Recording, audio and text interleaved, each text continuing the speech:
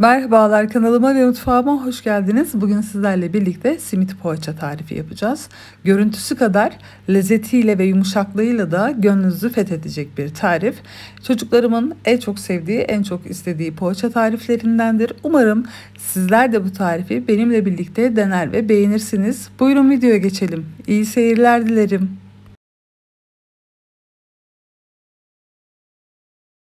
Poğaçamızın yapımı için yoğurma kabının içerisine 1 su bardağı ılık süt,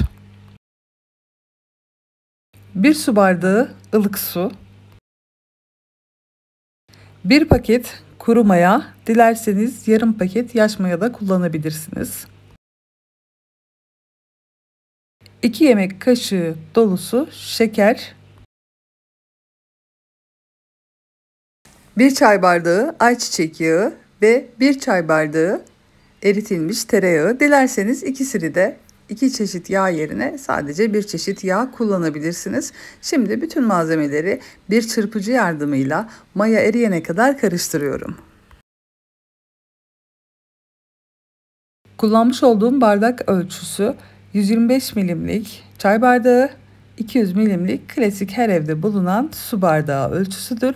Bütün ölçüleri açıklamalar kısmına detaylı ilave edeceğim. Oradan da bakabilirsiniz. Maya çözülene kadar iyice karıştırdım ve üzerine 5 su bardağı dolusu un ilavesi yaptım ve bu esnada bir tatlı kaşığı tuzu da ilave edip elimle yoğurmaya başladım.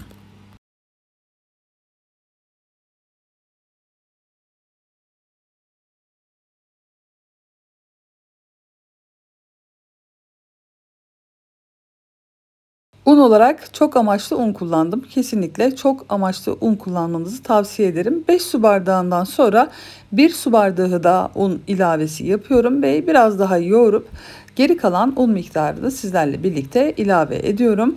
Un miktarı ununuzun markasına ve kalitesine göre değişkenlik gösterecektir. O yüzden ununuzu yavaş yavaş ilave etmeye dikkat edin. Evet, hamur hala elime fazlaca yapışıyor. Bu esnada yarım su bardağı daha un yediriyorum hamura ve istediğim kıvama ulaşıyorum.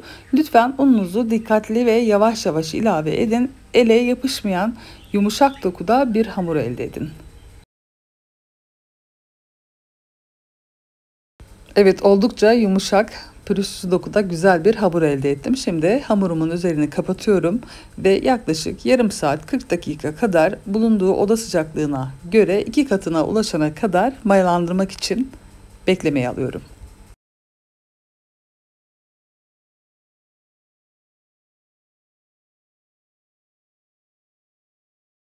40 dakika boyunca dinlenen hamur neredeyse 2 katına ulaştı. Şimdi mayası gelen hamurun havasını alıyorum ve parçalara ayırmaya başlıyorum. Yaklaşık küçük bir mandalina boyutunda parçalara ayırdım.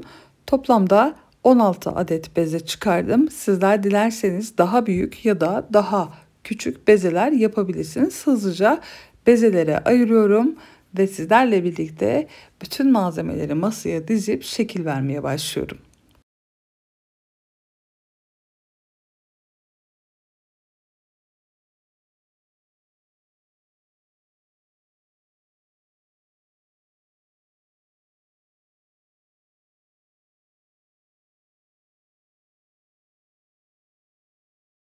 İç malzemelerini hazırlarken 10 dakika boyunca yer mayası gelmişti zaten. Ekstra bekletmenize gerek yok. İçi için yaklaşık 100 gram kadar kaşar peyniri ve bir adet küçük kangal sucuk kullandım. Sizler dilediğiniz malzemeyi kullanabilirsiniz. Ve poğaçaları bulamak için 2 yemek kaşığı pekmez, üzerine yarım çay bardağı su ilavesi yaptım ve başka bir kabın içerisine 1,5 çay bardağı susam ilave ettim. Susamınız eğer kavrulmamışsa mutlaka kavurun, çünkü o güzel görüntüyü ve lezzeti almak istiyorsanız mutlaka ve mutlaka kavrulmuş susam kullanmalısınız.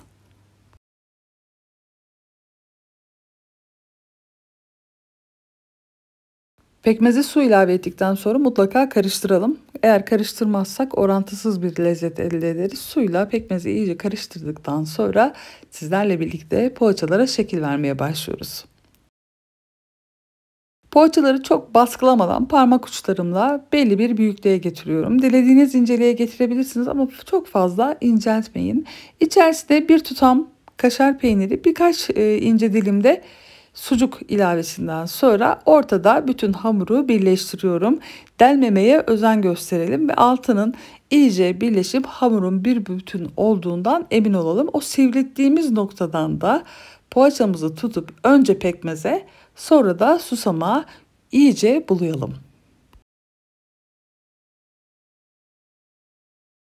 Poğaçalarınızın nizami ve güzel görünmesini istiyorsanız ilk aşama hepsinin aynı büyüklükte olmasına dikkat etmeniz gerekiyor bezelerinizin ve altını toplarken de iyice hamurun birbirine tutunduğunu görmeniz lazım. Bunu hissetmeniz gerekiyor. Tamamen altı kapanıp bir bütün olduktan sonra yine dediğim gibi hamur olan o uç kısmı tutup iyice önce pekmez, sonra susama bulayıp tekrar elinizde şöyle bir düzeltip poğaçalarınızı hazırlayabilirsiniz. Böyle yakından birkaç defa gösterdim sizlere ve hazırlamış olduğum poğaçaları yağlı kağıt sermiş olduğum tepsiye dizmeye başladım.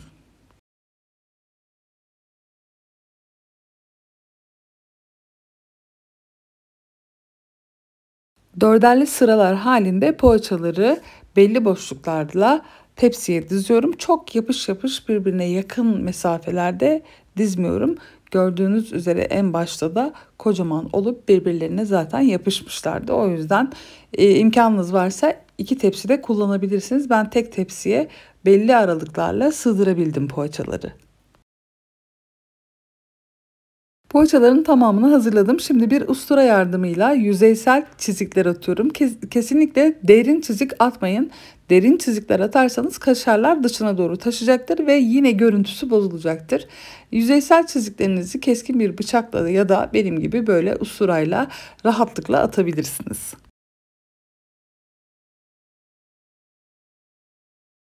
Poğaçaların çiziklerini de attıktan sonra şöyle sizlere son halini göstermek istiyorum. Ve poğaçalarımın üzerine bir bez ile kapatıp yaklaşık 20 dakika kadar yer mayasının gelmesini bekliyorum. Yer mayasını getirirseniz daha da güzel kabaracaklardır. Bunu es geçmeyelim, mutlaka yer mayasının gelmesini bekleyelim. Poğaçalar 20 dakika bekledikten sonra fırını 180 derece alt üst ayar fan çalışır şekilde ısıtıyorum ve poğaçaları fırına yolluyorum.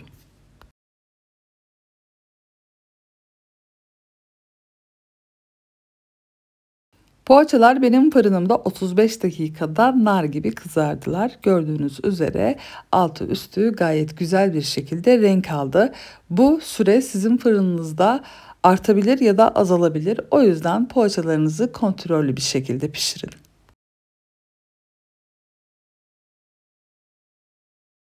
Evet, poğaçalar hazır ve oldukça yumuşaklar. Görüntü olarak da gerçekten lezzet olarak da tamamen sizden yüksek notlar alacak bir tarif. Umarım tarifi ve videomu beğenmişsinizdir. Beni izlediğiniz için teşekkür ederim. Bir sonraki videoda görüşmek üzere. Hoşça kalın.